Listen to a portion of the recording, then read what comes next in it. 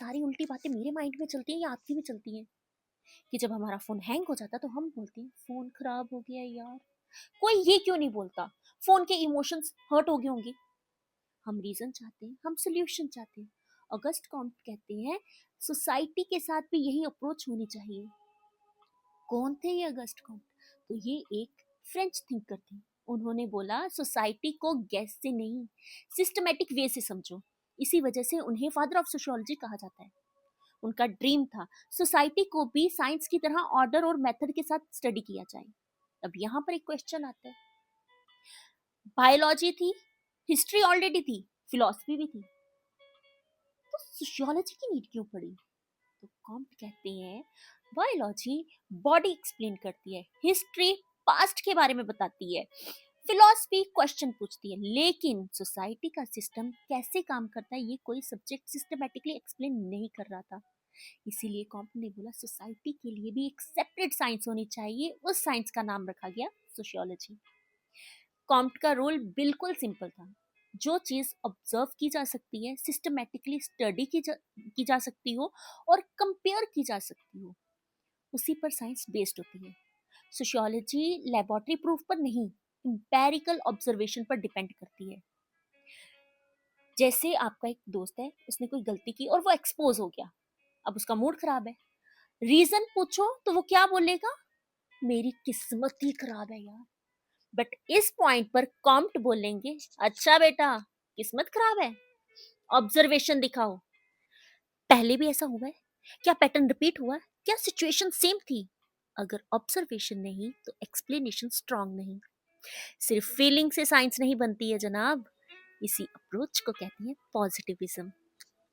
Comte कहते हैं society एकदम से मॉडर्न नहीं बनी, सोसाइटी डेवलप होती है बिल्कुल ह्यूमंस की तरह, बचपन जवानी बुढ़ापा। तो इनकी पहली जो स्टेज है वो है थियोलॉजिकल स्टेज। इस स्टेज में लोग हर नेचुरल और सोशल इवेंट का एक्सप्लेनेशन सुपर नेचुरल पावर से देते थे। लोग सोचते थे नेचर को कौन कंट्रोल कर रहा है, बीमारी क्यों होती है, बारिश क्यों होती है, सक्सेस क्यों मिलती है और फेलियर क्यों होता है? तो आंसर सिंपल था, गॉड ने किया। मीन्स कि कुछ भी होता था ना तो आंसर यही होता था, भगवान ने किया जो किया।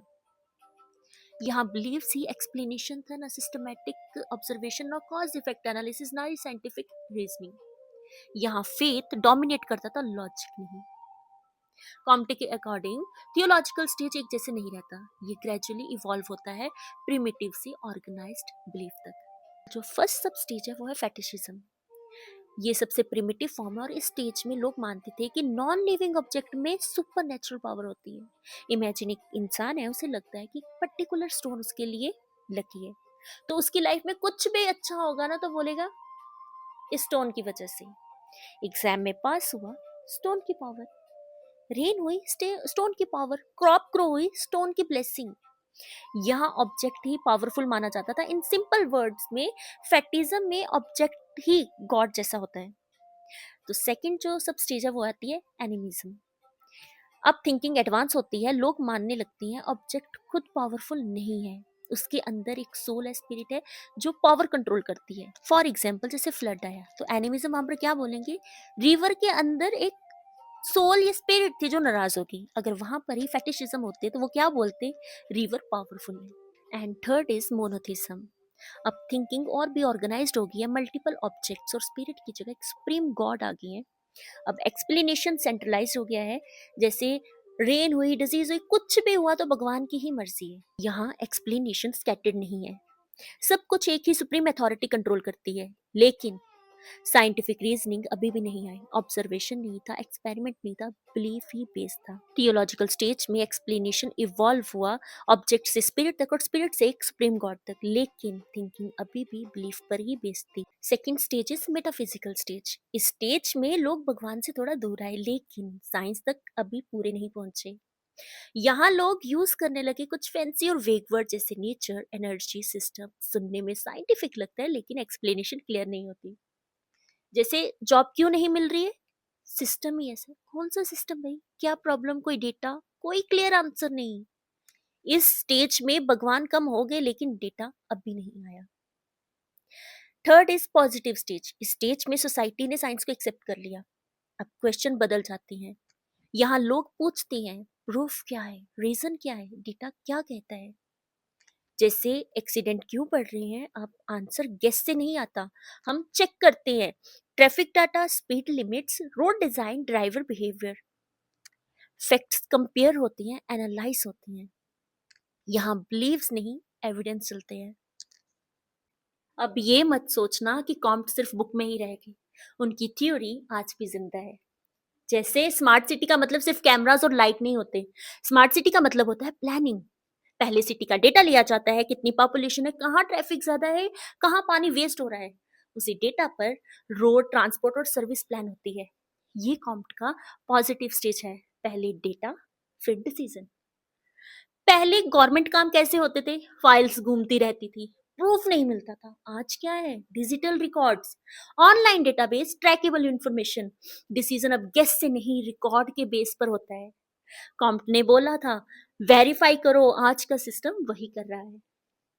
अब सबसे modern example, artificial intelligence. AI guess नहीं करता, एआई पास्ट डाटा दिखाता है, पैटर्न्स निकालता है, फ्यूचर प्रिडिक्ट करता है, ट्रैफिक हो, क्राइम हो या हेल्थ हो सिस्टम।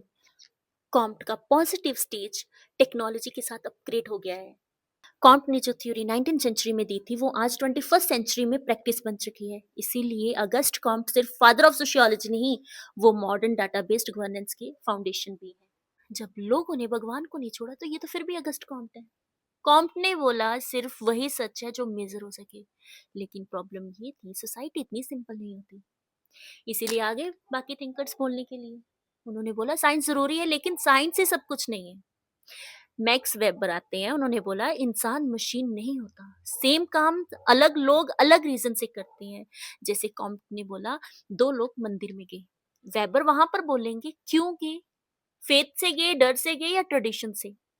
मीन्स वेबर ने बोला सोशियोलॉजी को सिर्फ बिहेवियर नहीं, मीनिंग भी समझनी चाहिए। फिर आते हैं कार्ल मार्क्स। मार्क्स ने बोला सोसाइटी न्यूट्रल नहीं होती, हर सोसाइटी में पावर होती है और एक्सप्लॉइटेशन भी होती है। डेटा बोले प्रोडक्शन बढ़ गया, मार्क्स बोलेंगे ठीक है, पर वर्कर की लाइफ बेटर हुई या नहीं। इन शॉर्ट मार्क्स ने कॉम्प्ट को इसलिए क्रिटिसाइज किया क्योंकि वो इनइक्वालिटी को इग्नोर करते थे। फिर आते हैं डरकाइम। डरकाइम ने बोला कॉम्प्ट का आइडिया बिल्कुल सही था, पर आइडियाज के साथ क्लियर मेथड भी होने चाहिए। कॉम्प्ट ने सब्जेक्ट बनाया, डरकाइम ने पूरा सिलेबस लिख दिया इस पर। कॉम्प्ट चाहते थे सोसाइटी को फिजिक्स जैसा पढ़े, पर डिफरेंस ये है फिजिक्स चीजों को पढ़ती है, सोशियोलॉजी इंसानों को। चीजें फील नहीं करती, इंसान फील करता है। इसीलिए कॉम्प्ट गलत नहीं थे, उन्होंने सोशियोलॉजी को साइंस की डायरेक्शन दी, लेकिन सोसाइटी को समझने के लिए सिर्फ डेटा नहीं, मीनिंग, पावर और कॉन्टेक्स्ट भी चाहिए।